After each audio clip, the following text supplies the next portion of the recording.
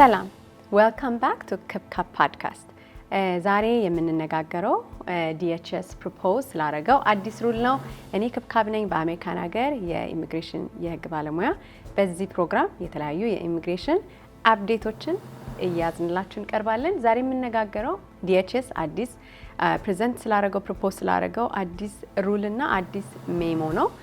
እንግዲህ ይሄ የዲኤችኤስ ፕሮፖዝ ያደረገው ሜሞ የአሜሪካውያንን ሴፍቲ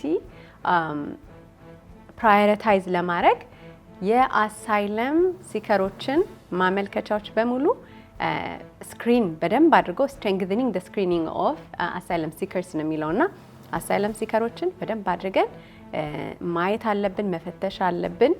ይሄ ደግሞ የአሜሪካውያንን ሴፍቲ ለማስቀደም ነው በሚል አዲስ ፕሮፖዝ አድርጓል። እንግዲህ ይሄ ፕሮፖዛል ምንድን ነው ስንል እንግዲህ አንድ ሰው የአሳይለም ማመልከቻ ካመለከተ በኋላ በ150 ቀን ይቆይና ማመልከቻው ፔንድ እያደረገ ወይም ፕሮሰስ እየተደረገ ገና በ150 ቀኑ ወይንም ደግሞ በ6 ወር በምንለው ማለት ነው የስራ ፈቃዱን እንዲያመለክት ይፈቀድለታል። ይሄ አዲስ ማመልከቻ ፕሮፖዝ የተደረገው አዲስ ሜሞ ግን የሚለው ምንድን ነው? አዲስ ሩል ይሄንን አሁን ላይ አሳይለም ማመልከቻዎች በጣም ባክሎግ አላቸው። በጣም ብዙ ማመልከቻዎች ነው ያሉት። ከ1.4 ሚሊዮን ማመልከቻዎች በላይ ዩኤስሲአይኤስ ፔንድ እያደረጉ ነው። ይሄ ደግሞ የአሜሪካንን ሲስተም አቢዩዝ ለማድረግ የአሜሪካንን ሲስተም ኤክስፕሎይት ለማድረግ ዋነኛው መንገድ ተደርጎ የተያዘው እንግዲህ ይሄንን የአሳይለም ማመልከቻ መጠቀም ሆኗል ነው እያለ ያለው። እንግዲህ ገቨርንመንት ይሄን ማወቅ የምንችለው አንደኛ ከዚህ በፊት እየተመለከቱ ባሉ ኬዞች ብዙዎች ውሸት መሆናቸው ዲስከቨር ስለሚደረገን ኤክሰራ ነው። ስለዚህ አሁን ይሄንን መገደብና የሆነ ማዕቀብ ለሱ ማስቀመጥ መቻል አለብን። እሱም ማዕቀብ ለማድረግ ምንድነው ማድረግ ያለብን ብሎ ነው ይሄ አዲስ ህግ ፕሮፖዝ ያደረገው።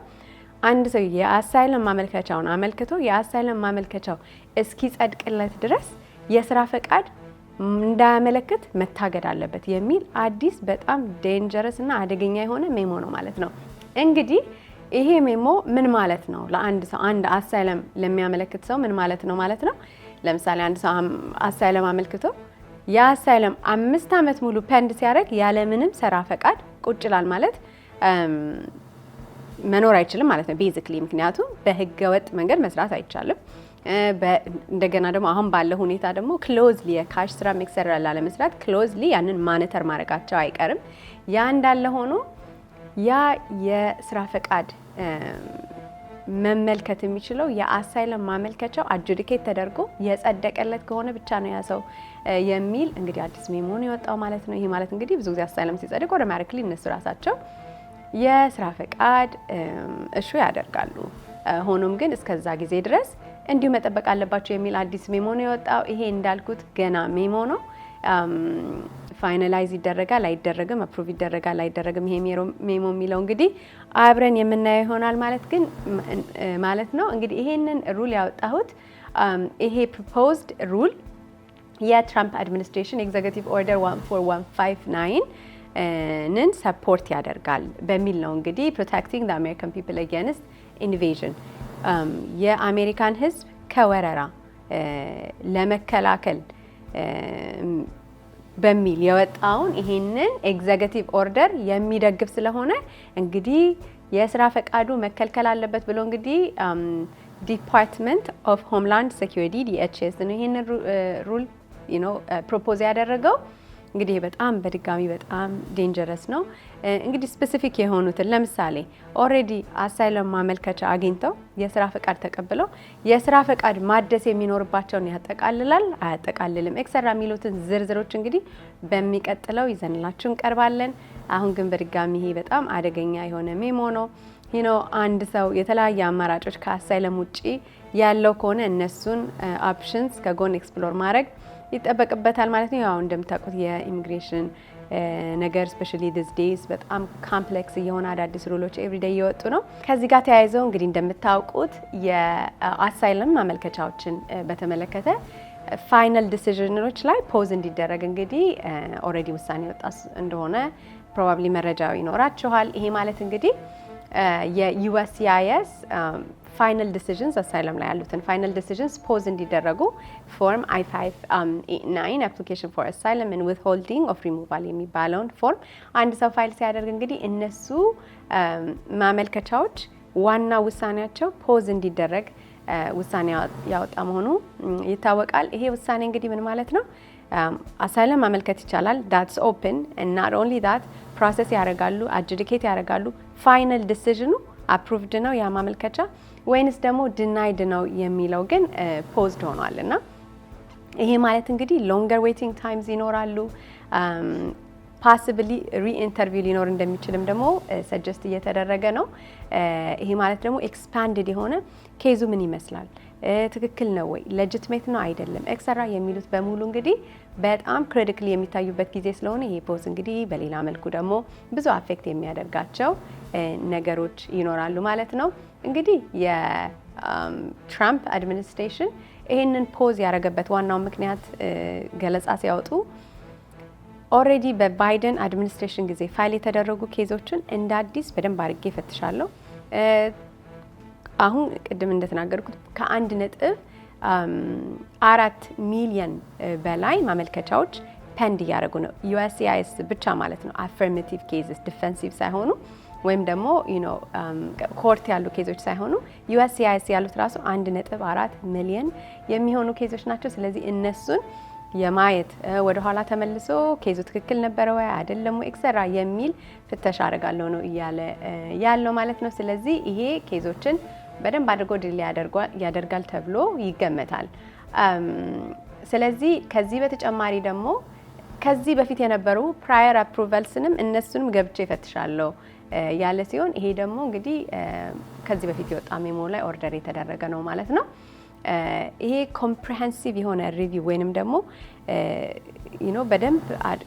በደንብ ከስር መሰረት ያደረገ ሪቪው ፍተሻ አደርጋለሁ ነው እያለ ያለው የትራምፕ አድሚኒስትሬሽን እስፔሻሊ ደግሞ ኦፍ ኬዝስ that were from the Biden years ተብሎ ነው የወጣው። ስለዚህ ይሄ እንግዲህ ኢቨን ዲናቹራላይዜሽን ላይ አይደል ዲናቹራላይዝ አደርጋለሁ ያለው በተለይ እስፔሻሊ ደግሞ ይሄ ሪስክ ስፔሲፊክ ከሆኑ ካንትሪዝ ለምሳሌ ይሄ ቪዛ ባን የተደረገባቸው የመሳሰሉ አገራት ላይ ማለት ነው ዲናቹራላይዝ አደርጋለሁ የሚል ስቴትመንት ያወጣ የነበረ ሲሆን እንግዲህ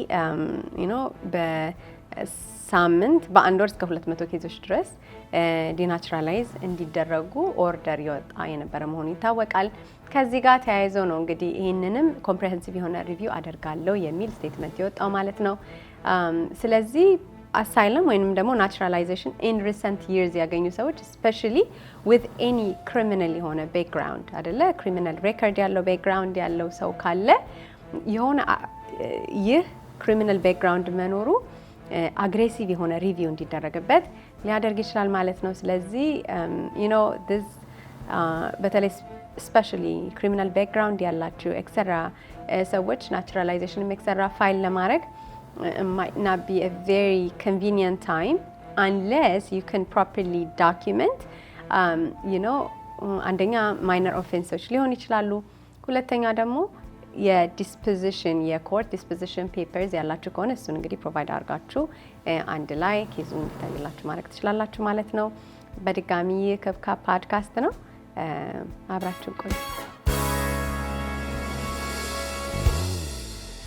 ከዚህ ጋር በተጨማሪ እንግዲህ ኤግዚት ባንስ ከዚህ በፊት አንድ ሰው ዲፖርቴሽን ፕሮሲዲንግ ላይ ከሆነና ራሱን ዲፖርት የሚያደርግ ከሆነ ወደ $1,000 የሚሆን ፕሮቫይድ አደርጋለሁ በማለት DHS through the CBP One Home app ራሱን ዲፖርት የሚያደርግን ሰው $1,000 ግራንት አደርጋለሁ ብሎ የተናገረ የነበረ ሲሆን ይሄንን ግራንት ወደ $2,600 ከፍ አድርጎታል። ይሄ የሚሆነው ግን እንግዲህ አንድ ሰው የመጨረሻው ሌቭል ላይ ከደረሰ ዲፖርቴሽን ፕሮሲዲንግ ላይ ከሆነ ሌላ አማራጭ የሌለው ከሆነና ትክክለኛውና ተገቢው አማራጭ ወደ አገሩ መመለስ ከሆነ ይሄኛውን ስፔሻሊ ደግሞ ፋይናንሻል ሪስትሬንት ያለበት ሰው ይሄንን አማራጭ ይጠቀማል ተብሎ ይገመታል። ስለዚህ ይሄ ሪዝም ኢንፎርሜሽን ማወቅ is very important። እንግዲህ ይሄ የተደረገበት ዋና ምክንያት ቮለንተሪ ዲፓርቸርን ኢንከሬጅ ለማድረግ ነው። ይሄ ማለት አንድ ሰው በፈቃደኝነት ወደ ሀገሩ ምናልባት ፋይናንሻል ኮንስትሬንት ያለበት ከሆነ ይሄ $2600 የተሰጠው ከሆነ ቮለንተሪ ራሱን ዲፖርት ያደርጋል በሚል ግምት ሲሆን ከዚህ በተጨማሪ ደግሞ ዲቴንሽን አሁን ብዙ ሰው ዲቴን ከማድረግ ወደ ሀገራቸው ገንዘብ እየሰጡ መስደድ ዲቴንሽንን አንደኛ ይቀንሳል፣ ሪዲዩስ ያደርጋል ዲቴንሽን። ሁለተኛ ደግሞ ኢንፎርስመንት ኮስትስ ዲቴንሽን ሴንተርስ ራሳቸው ኢንፎርስመንት ኮስቶች አላቸው እና ያንን ኢንፎርስመንት ኮስቶች ደግሞ ይቀንሳል ተብሎ ስለታመነበት ነው። ለምሳሌ አንድ ሰው ፊያንሴ ያለው ከሆነ የዩኤስ ሲቲዝን ፊያንሴ በጎን ጋብቻ ማመልከት ይቻላል። እሱ አንድ አማራጭ ነው። what are the various options ያሉኝ ኦፕሽንስ ምንድናቸው የሚለውን እንግዲህ እነሱን ኤክስፕሎር ማድረግ ያስፈልጋል ማለት ነው።